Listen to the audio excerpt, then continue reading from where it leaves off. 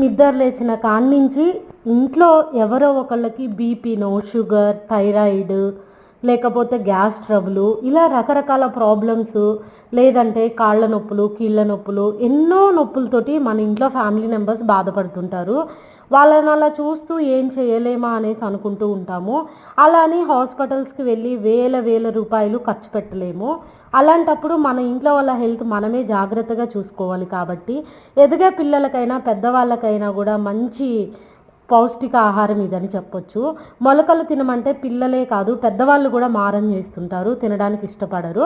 అలాంటప్పుడు వారానికి 2 సార్లు ఈ సలాడ్ అనేది ఒక కప్పు ఇస్తూ ఉండండి.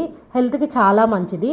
దీంట్లో మొలకెత్తిన పెసర్లు, కీరా దోసకాయ, దానిమ్మ గింజలు, పచ్చిమిర్చి, వేయించిన పన్నీర్ ముక్కలు, ఇంకా ఉడకబెట్టిన తెల్ల శనగలు, కాస్తంత పెరుగు, ఉప్పు, మిరియాల పొడి వేసి వీటన్నిటిని బాగా కలుపుకొని గిన్నెలోకి సర్వ్ చేసుకొని మీ ఫ్యామిలీ మెంబర్స్కి ఇవ్వండి. పిల్లలకైతే ఒక స్పూన్ తేనె కూడా వేసి ఇవ్వండి. చాలా ఇష్టంగా తింటారు. ఆరోగ్యానికి చాలా మంచిదనమాట. పిల్లల స్కూల్ బాక్స్లో కూడా పెట్టడానికి ప్రయత్నించండి. తల్లులుగా ఇది మన